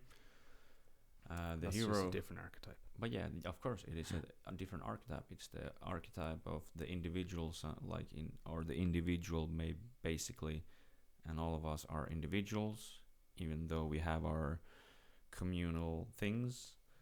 but like it's about the individual overcoming the obstacles and everything and becoming something great that defeats the evil, basically. So wouldn't you say that whatever, of course, cultural or um, thing you symbol or whatever use, but you tell that kind of story about the individual defeating the evil, and if all of us get our shit together, that would create a kingdom on a heavenly kingdom on earth. Yeah, but not everybody will, as I said. Not Well, everybody of will. course, of course. So, like, you could tell that story, and you can probably try to touch as many minds as you could, but and again, it wouldn't work. I don't think there's a way of writing that story for absolutely every single living entity on this earth. Well, yeah, because there is, like they say, or basically in almost every goddamn story there is, the evil never dies. It just goes away for a while and then it comes back. So there is something that's like driving maybe some people to evil or bad life in general. So well, like, evil as a concept, it can't necessarily die, and good as a concept can't necessarily die. Like, here's a good one: the Emperor in Star Wars. We all know he's a pretty bad dude.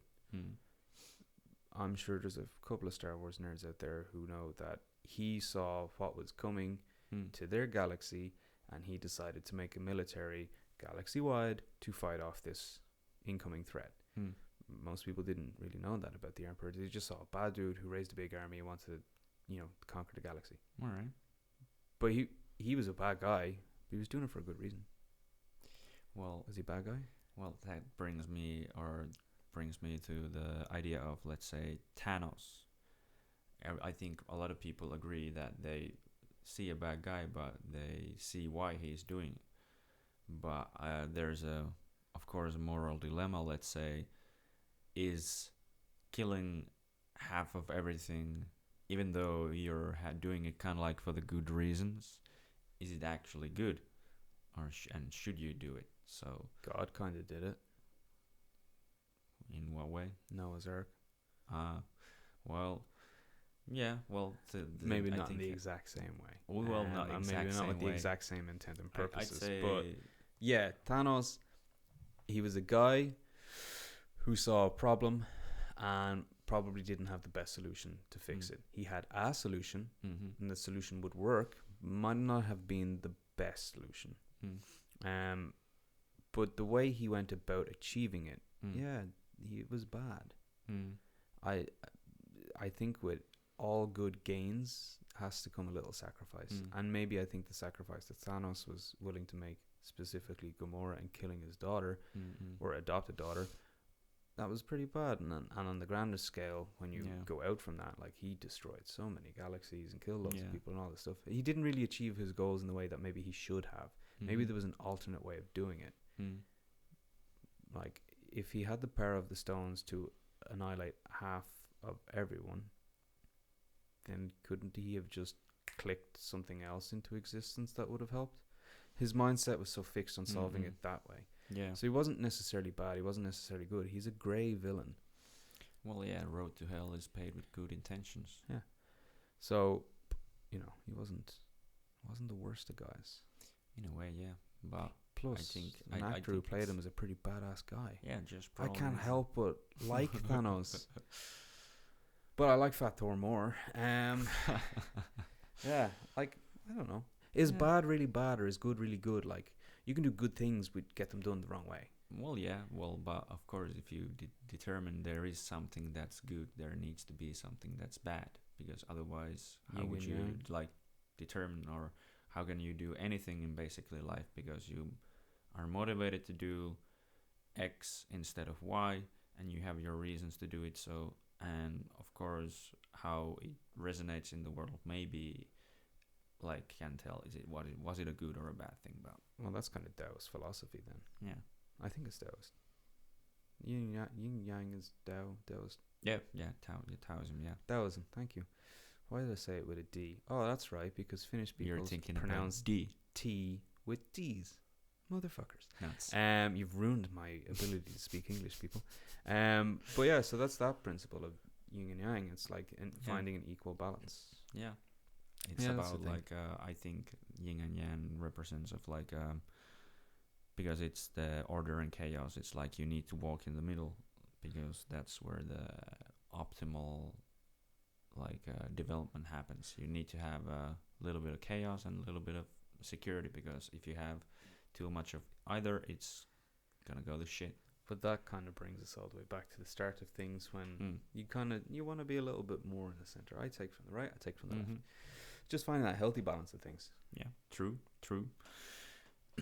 But all right, I would say, well, thinking about all this, and that's why also I asked you why wouldn't you maybe want kids? But there's this thing about Thanos and everything. Like there are saying that there's too many people on this planet, and I don't like that at all because at least for me, if you say that there's too many people in this world and we need to get rid of like people, again, how the fuck are you gonna do that?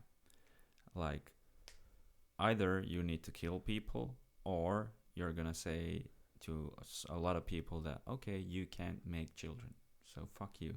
Well, you can't do that unless we colonize Mars. There you go. That would be a way of solving it, I guess. And Can yeah, we do I it? think that's No, we probably don't have the what technologies. Elon thinks is a good possibility, but Futurists are cool. You know, they have good ideas. They also have bad ones.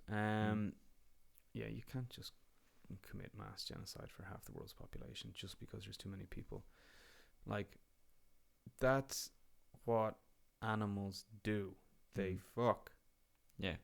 And whether you want to believe it or not, we're animals. Yeah. It's kind of hard-lined into our DNA to be kind of doing that. Yeah. Some people just choose not to, and that's all well and good. But like, you can't just kill everybody. Yeah. I get it. Yeah, maybe there are too many people on this planet. Maybe the resources that we need to sustain that life are running thin. But that's the problem that we'll get to when we get to it. I don't think there's a solution in a grand scale of things for culling people from the planet. Production of resources, well, you can't really... Yeah, you can actually dictate what Mother Nature does in that sense. Like, you can artificially grow stuff and stuff. But it's a really difficult thing to solve there. And I guess Thanos and his analogy is he came to help and to do it that way, and that was his solution. But again, that's a bad solution. Yeah. It's just fucking... Like, who are you to decide that? Okay. Yeah. You're out of existence. You can't click him out of existence. Yeah. So that's a difficult one. Yeah, maybe there are too many people on this planet. I don't really know. I don't do that. Yeah. I don't look into that stuff. Yeah. Well, I have checked into some statistics, but like I haven't done that, and I think most people who say that they have never even thought about it that much more. They just heard some talking points and said like, okay, that sounds good, but I think what a big problem is how we kind of use the natural resources of this planet at a rate where they don't reproduce. Like, oil is a thing that it builds up over millions of years, and since we started using oil, like that big wellspring is just depleting. Farming, for instance, like if you do too much farming in a field, you'll eventually kind of destroy the soil. Yes. And it takes time to come back. It is renewable. It does. The earth renews itself. That's why it can sustain life. But like, we will fuck things up inevitably. That's what we do as humans. Well, we fail and then learn from those mistakes. Like, and that's all well and good, but you can't just click people out of existence, and there's no way of really solving it or saying that you can't have kids but you can have kids, and we need to, like, I don't think it would work. I think again, humans would make up their own mind and go, no, fuck you, I'll do what I want. Yeah.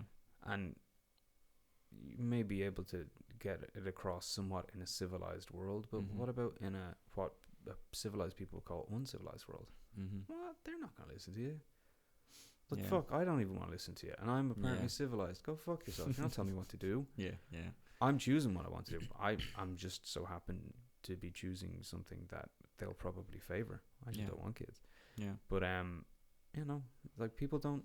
Again, you can't force a person's mind to change. Yeah. You can influence it, Mm-hmm. but it has to be done over a really long period of time. Yeah. Yeah. Japan has an issue with lack of babies being born. Mm-hmm. Yeah. Yeah. So like, there's some things going out saying there's too many, and then there's other countries who might be saying, oh, there's not enough. Yeah. I think the birth rate is on like decline. Basically, it's on the lowest everywhere. it's ever been. Yeah. It's And really sad. And I think that has a lot to do with kind of like us telling the story, like I asked you, or at least this is what I feel like. The current story we are telling kinda to the people is that there is too many of us. We're destroying the planet, and human beings are the fucking cancer of the earth. And we're still talking about like all of this is not like, it's all corrupt and all fucking shit, and we should all trying to like just burn it all down, basically. I don't think human beings are the cancer of the earth. Yeah, and I think that's also a fucking thing that disgusts me, because like, what do you want to do with cancer? Not welcome it. You want to get fucking rid of it. Well, like, how do you get rid of cancer? It's a cell that grows. Well, you would like to. It would be nice if we could cure it. Believe me, I'd love for a cure for cancer, but it's yes. really difficult. The cancer research societies that do it, fuck, they have the work cut out for them. I've seen a little bit of that with both parents kicking it from cancer. Like, they do a lot, but it's really difficult. It manipulates, it grows, it changes. Yeah, yeah. It's a live organism that does its own thing. You can't dictate shit. We've seen it in history that dictators will dictate up until a certain point, and even within their organizations, we hear stories come out where people pushed back and did the right thing. And it is the right thing in those particular circumstances. It was definitely the right thing, but they pushed back because inherently people don't really like to be told what to do. Some people do, but then there's circumstances where people like to be told what to do. There's other circumstances where they don't. Yeah. For us in the gym, some clients really appreciate being told what to do and guided through it, and just, this is what you do, here's what you do next, and that's the thing that you finish off with. But then in other situations, they're not gonna, no way they'd appreciate that. They'll tell you to go eat a dick. Yeah, yeah. No, fuck out of here. No, I'm not listening to you. So it's too complex to do stuff like that. And if there is an overpopulation issue, then there's an overpopulation issue. Yeah. We'll have to try mitigate it somehow. Yeah, I'd say innovate and adapt what we've been doing. I think we're like all the time, like looking even like 50 years back, we are doing more with less. So we need to be doing that more, getting by with more with less. We should. We shouldn't really need an awful lot. Yeah, but we do like an awful lot, but we shouldn't need it. Yeah, yeah. But that's actually the learning curve of basically anything. You learn to do more with less. Like, fucking you get more efficient. Why wouldn't it happen with this? Why are we thinking that we're the fucking cancer of the earth? Or not all of us, but like... Some people are. I don't think we are. We've existed for a long time. At least bipedal humanoid things have existed for a long, long time. We see the signs of it coming to light more and more nowadays when civilizations push back even further and further and further. I'm like, oh, we haven't really fucked things up that bad, have we? Now, we're very young in the lifespan of the earth, but like, the dinosaurs didn't really fuck things up. Meteorite did that. Yeah. So like, I don't know, I think we'll thrive and survive and adapt to it. And yeah, maybe we could do certain practices that would help in the long run.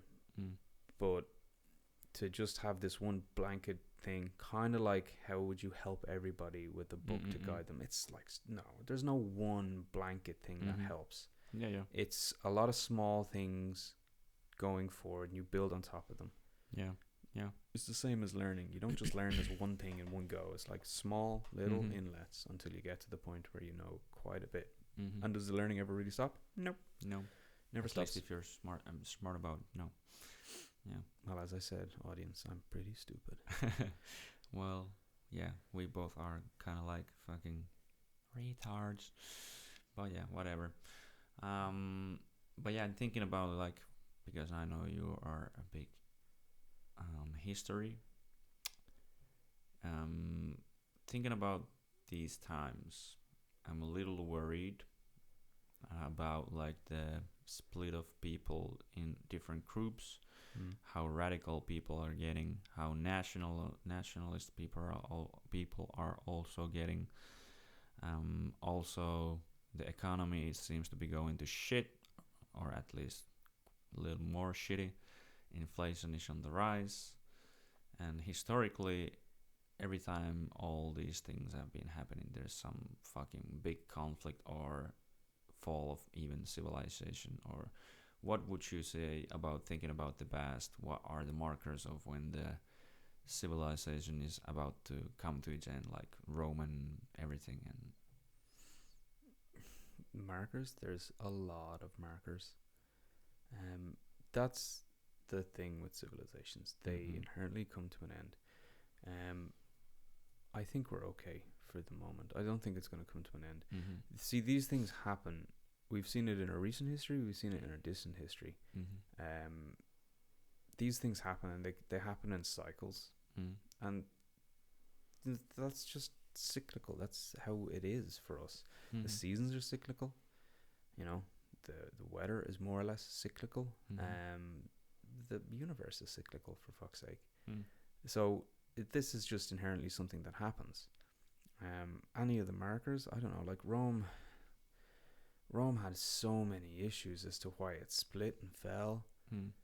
Like, there was ideological problems, there was like managerial problems of domains, there was like civil problems. There was so many.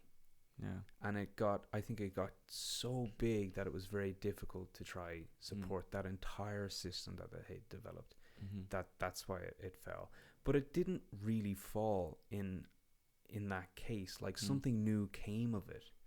As like well. later, but there was a fucking period that everything was in pure chaos, basically. Well, no, the East and the West were separated, and one side was suffering really bad. The other side was super fucking prosperous. It's perfectly fine. It was trading. It wasn't necessarily doing what the early Roman Empire was doing, but it was doing pretty well. And then that just changed from being a paganistic religion into something that believed in Christ, and that adapted, and that moved forward. And then eventually it kind of dissolved from the Roman way of doing things to a different kind of tier, a different kind of specification, like the Byzantine Empire. And then that changed, and it kind of intermingled with the Goths more and more, or the Germanic people more and more, and then it kind of shifted, and those people moved about, and new kingdoms rose from that, or new civilizations.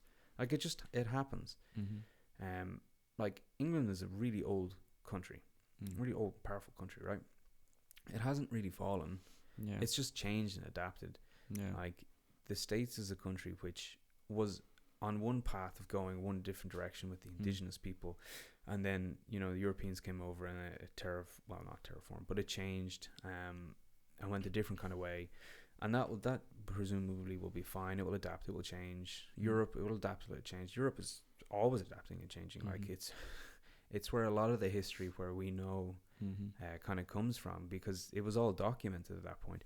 China, it adapted and changed, or even Asia in general. That was all very different, and there was tons of different empires that rose and fell there, and they've kind of just been different. They're just named differently after it and had different ideals. Like, I don't think it's inherently going to be this big bang moment where everything goes wrong for us. I think bad shit happens, and then stuff happens after it, and then good things can happen after that, and then they build up and build up and build up. I don't know if there's any real markers per se. I think decisions tend to lead to failures. And what maybe led to the failure for the Roman Republic would have been different for Attila the Hun and the steppe people. It would have been different for the Vikingers from like Norway and Denmark and parts of Sweden and a little bit of Finland as well. Like, North America and the indigenous people, they had their own things that aren't really recorded to us except handed down through oral tradition. Those rose and fell. Like, it all just changes. It's like water. It just kind of keeps on flowing and changes. I don't think inherently what's going on right now is the worst thing ever. It's pretty shit, and it's affecting a lot of people. But in 200 years, it'll be super different. Yeah. And that's just human. Like, not everything is sunshine and daisies. Yeah, Things change. That's just life. Mm. Like we said, that there is evil in the world, and like we all have our fucking bad things and bad moments in our lives. If not yet, they will come. I promise you. Well, it just happens. But, Like, life is, you don't dictate your life. You kind of, you play around with it and you kind of experience it. And then you're here one minute, you're gone the next. Yeah. And you kind of got to take the good with the bad. Yeah, but I would say about like I would say especially a lot of Western countries now have like really bad leadership. Canada being especially one good example, and other places also. Yeah, not gonna trash again too much our like leader now, but I wouldn't say it's the best. It's pretty being shown to be more reactive than actually doing stuff with good, like in preemptive in and everything. But like loss of morals is, I think, what I've been seeing a lot, kind of like lately. There's a lot of shit like people like saying like the fucking pedophile things and all this, like we should be inclusive and acceptance of everything. If you are not, then you are some sort of way like a bad person, because I would say like rejection of other people, like when you're looking to mate, like a fucking sexual partner or whatever, you're gonna fucking reject a lot of people, and I think that should be totally fine, and it's not bigoted or hatred or whatever, fucking racist, or it's just your personal preference, whatever it is. So I think there's a lot of like things going on in that sense that are driving us into a wrong place in many ways, and I think our social media and everything have a big part of that. And actually, when I talk to you about, and everyone might wanna check it out if you want to. From Netflix, there is a mini series. It's narrated by Peter Dinklage actually, and there's a lot of historians telling these stories and everything. But it's basically satirically said how to become a tyrant. So in that, you have to like, you manipulate the people, you are the man of the people, even though you're basically making them starve, and you're controlling the truth, you're making your own truth of everything, you are using all sorts of like forceful ways to silence people and everything. And I think there is a lot of that happening right now, like silencing people on the internet, thinking about this or saying this is the only truth that is accepted, everyone else go fuck yourself. And then there is you add to that like the inflation and everything. So there is like things that might spark some fucking nasty shit, let's say. Well, yeah, there will be, but that's always happening. It's not just happening now. Well, yeah, of course. It's always happened. Yeah. We're just living in this one now, and we get to view it. Yeah, that's fine. Okay, it happens. Well, but again, do you think that should be something that people should maybe rise against, especially like, let's say, censorship and everything? Again, being censorship smartly. Against words. Of course, freedom of speech is a good thing. And again, you're choosing your battle at that point. People should have freedom of speech. Everybody should. Just because you speak shit doesn't mean that you should be cancelled. You just ignore those people. Yeah. And the people who maybe cancel an awful lot of other people, how about you just turn the other cheek and just stop fucking listening to them? Stop seeking that shit out. How about that? Yeah. You just go the opposite direction. Now again, you can create bubbles. If you're going to be going the opposite direction, you go further into your own bubble. Like, I guess it comes back to being open-minded. Yeah, there's a lot of things happening. Like, Canada's not doing too great at the moment. You know, China has issues of their own. Japan has issues of their own. Europe definitely has issues of their own. Russia is a big issue, but it has been historically, as we see, like very much kind of like that for a very, very, very long time. And again, it's a cultural thing. How would you write a story to get people over there, especially in power, people who make the choices, to change their minds about how to do this stuff? That'd be fucking difficult because it's very cultural. Yeah. when I So also like would it's say like someone like Putin or someone who's in power, they would never want to fucking people to have the freedom of choice and think, because like if they do, then they might realize that, hey, this guy's a fucking asshole and he's I fucking think a killing lot all of us and of Russian everything, and they people want to kill him. do think he's an asshole, Yeah. but their system isn't in a way that they can rally against it. Maybe Yeah, that the way because that that some would- of the world really would want them to. Yes, but that would That's be possible structured. if they would gain the more open, like Yeah, but that yeah, would have to come other- with a new person in power mm, who Putin did say this will be a new Russia when he came into power, and then Mhm. slowly he changed it until he became a dictator. Mhm. It's a tricky one there.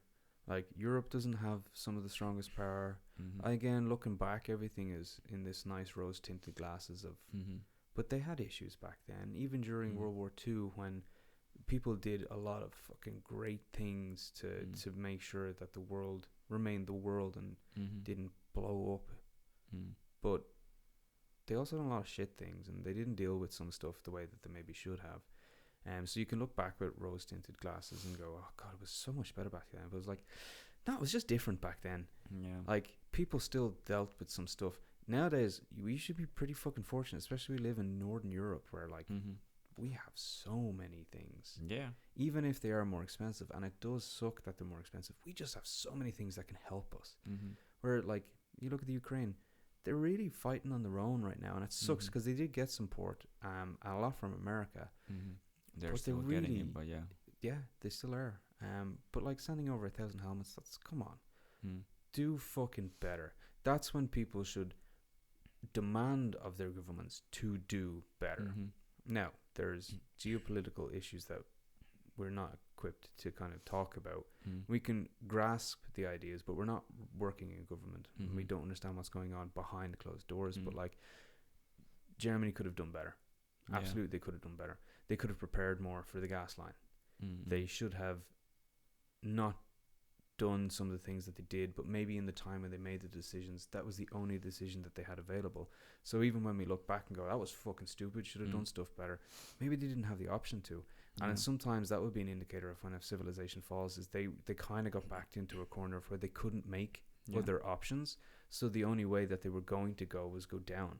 yeah, And that's all well and good as well. I think any one of us should be really, really, really like thankful that we live in a pretty good time yeah, when shit's happening, mhm, but you need to carve your way out of that, mhm, and hopefully you can, and go forward into the future of your life a happy person with hopefully things calming down, mm, unless you have the ability to go and affect these things for a positive. mhm, And I think a lot of people absolutely do, but will they? No. Like, and that's okay too. But the world, it's going to hell in a handbasket, but it Yeah, always yeah. has, and it Yeah. always will, yeah, until we get to that Star Trek standpoint. Mhm. And if we can get there, awesome. But I don't know if we will, mm, and that's okay too. Like, I'm here now, and I want to live my life and do what I can.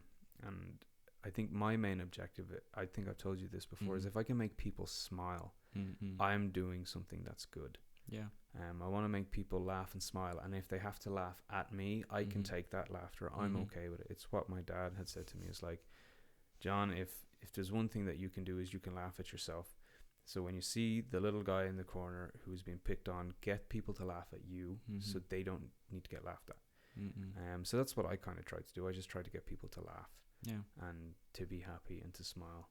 yeah, Because and the I more think people it's- that are happy and smiling and laughing are probably more people who can do really positive things. yes, And the more we inherently adopt this negative feedback loop that we do with social media and stuff like that, yeah, the more we won't.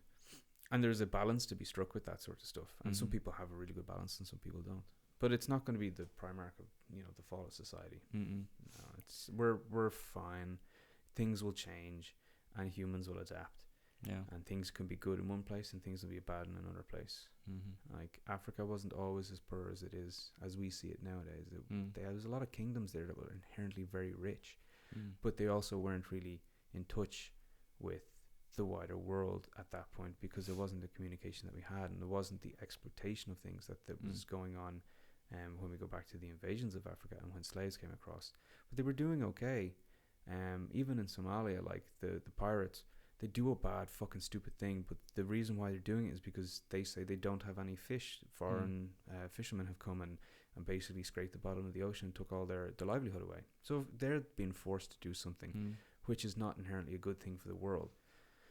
So like, things come and things go, and it's okay to deal with it. I think you need to have the rationale to deal with things being bad and good, and they're not always going to be good, and they're not always going to be bad. And sometimes, as shit as it is, bad things happen to good people. Yeah. And sometimes it just ends life that way. Yeah.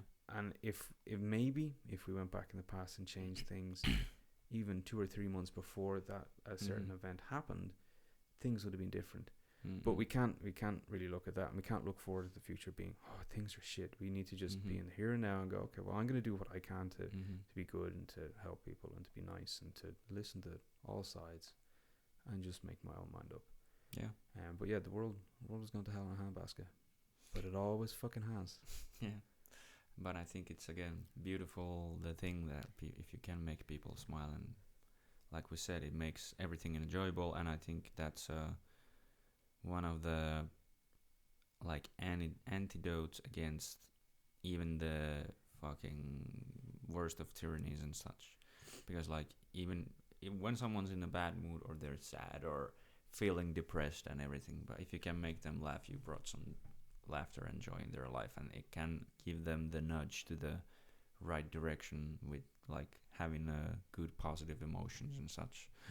But yeah, I think it's true, like you said, it's it doesn't mean that this time is unique in that sense, that things are going maybe little shitty. But I think, again, especially here, there's a lot of good things happening right now. It's like we should be grateful for a lot of things, and I think that's one of the biggest things that a lot of people don't do, that they are actually grateful about the stuff that we have, because we have a shit ton of good things in here, and we just we're looking at the bad stuff. We don't see the good stuff because we take it for granted. Yeah. But yeah, it doesn't still mean, I would say, that there are some aspects that are a little bit worrying, especially like I can see my 1984 book there. Orwell predicted an awful lot of things that we can see are happening, but again, that's a book that ends at a certain point. We don't know what happens after. Great book, but again, things will change and they progress and they are different. Like, this isn't the first time that, you know, a silence has been put on things, or cancel, like what we call cancel culture, has risen and existed. It's happened tons and tons of times over in history when we look at it, and it comes and it hits, and then it goes, because people then finally get to the point where they push back in a positive, rightful manner and get rid of it. And then certain things happen and people go onto sides, and then it starts to kick up again, and it happens again, like, and it's just cyclical. It keeps happening. The best thing that I think you can do in that is trust in the fact that when you say things, say them with honesty, and say them, you know, well, just say them well with happiness, and try to be a good person. And if it doesn't end while you're alive, then it doesn't end when you're alive. But it will, like, a lot of historians will go, well, this has happened 100 times before, and it will happen 100 times again. You're like, yeah, it will. Like, yeah, it's shit that people are being cancelled for what they think or say or do, but that's a reaction to something, and the reactions aren't always the best. But if you can remain in a certain point of view where you think about what you're going to say and you say it, and even if you get cancelled, you can come back from that as well. Like Russell Brand was cancelled, and the guy doesn't really speak an awful lot of shit nowadays. In his younger days, when he was a druggie, he definitely did. But he's wisened up, and he actually has some really good like points to talk about. Like Joe Rogan, I like his podcast. I think he's very interesting people on. And some of those people have been cancelled, and they're still doing fine. Yeah. Like, there's a lot of the spec op guys that I like to listen to their podcasts. And like, the way that they view things probably has a much deeper insight than you and I, or maybe some of our listeners would, because they've experienced quite a lot of the world. and their views would probably be a cancelable view, but they're doing fine as well. Yeah. Like, just ignore that shit. When someone wants to cancel you, go, what fucking ever, and just keep doing your thing. As long as it's a good thing, awesome. You're gonna be fine. Yeah. Fuck everybody else. Yeah. But again, of course, I think it has gone and gone, and like you said, at some point people push back, but sometimes that point can be so far away that things have gone to so much shit that it takes even fucking hundreds of years to get back from that. Like we see with Russia, that like I think from since when basically Lenin came to power, things have been pretty shit. They went a little bit better at the like, was it after the Cold War or something, like a little bit better with Gorbachev. Yeah, with Gorbachev, yeah, and everything. But then again, they're back to being like fucking shit. Well, that's the view that we see, but we don't really know behind the doors with Gorbachev. Like, Kennedy he held for 13 days, he held his mind right, and he did prevent World War III, and it was really cool, because it came really close. There's a story of, like, a Russian sub that was being fired across deck. It was the blockade, and the American ships were firing warning shots across decks and stuff. And this one Russian sub, the commander of the sub was like, it's fucking it, we're launching it. And he went to launch the weapon. And his second in command was like, oh, hold on, calm your tits there. What the fuck is going on? And so they came up and they came to the surface and they were looking, and a shot was fired across deck, which was a warning of like, back the fuck off. And then the commander was like, no, we gotta fire. And the second in charge was like, no, grabbed him, sat him down. I was like, you're not fucking firing. That one dude stopped World War III. Imagine they had launched that nuclear weapon. So again, good person doing a good thing, thought, was considerate. And even if it had happened, it would have happened, and then you might not have even been here. Yeah, that's okay. True. Look, life is, you're here for a certain period of time, and then you go. As shitty as it sounds, but what you really should aim to do is like, do what brings you a great sense of joy. Try to put things out in the world that are good. Try to be open-minded. Try to listen and to kind of get in line with people and kind of share ideas and be an inherently positive person. And then when bad things happen, they're going to slowly creep in. You know, recognize that it happens, have a bit of confidence to speak up about it. And if we get the opportunity to push back against them, and do so smartly. Don't do so in an idiotic way. Use your words, and when words fail, as you said earlier on, then comes the violence. And sometimes it will have to come to that. Yeah. And you would want to be thankful that there are people out there who will do that for the right reasons. Yes. And that's pretty cool as well. That is important. It is. Like, that reminded me of, I know. Just looking at that, we're putting it all together. But like, that reminded me of one story. Also, I think in the American side, there was one time that the both keys were in one missile silo, and there was an alert of Russian missile coming in, but then just about they were fired, they were like, maybe it's not true. And then they waited a little bit, and it turned out it was a fucking false alarm. And it could have been like and fucking everywhere. Yeah, we don't know how many times that the world has come so close to extinction that we're gone. But it's cool. Yeah. But like you said, I think the kind of proper thing to do or try to do is to, because we can't affect too many other people, we can try always like to make them think a little bit better, but try to make yourself as an individual a better person and try to affect that way to the outer world and just get things better. And well, it all starts with one, and I think Henry Rollins said it, it's like, you are the one person who can affect change. But if you're in the room of 100 ones, there's a lot of change that can happen right there. Yeah, and I agree. It's like, he spoke from a standpoint of having experienced a wider swath of the world than you and I have. And, you know, he's saying that good intentions can carry a long way, but it just takes a lot of people to get those good intentions going. It's way easier to be a villain. Way easier. Yeah. That's why they tend to get the lead so quickly, because good people aren't thinking like the villain. But then when good people are pushed into the point where they have to be like, what the fuck? No, you're not doing this. Yeah. Then we tend to recoup and we do that thing for the right reason. Yeah. But it all starts with the individual doing the one thing that's right. Yeah. And sometimes what you believe to be right isn't necessarily the most corrective paths. But if you're open-minded, you can change that direction, kind of like Robert Frost would have said in his poem. Yeah. And then you can take the path less traveled by and make the right direction. And that's kind of cool as well. But I guess it actually does wrap up quite nicely that it comes back to words and just being a good person and saying the right things and believing in the right things and remaining open-minded. Yeah. And that's my philosophical rant over.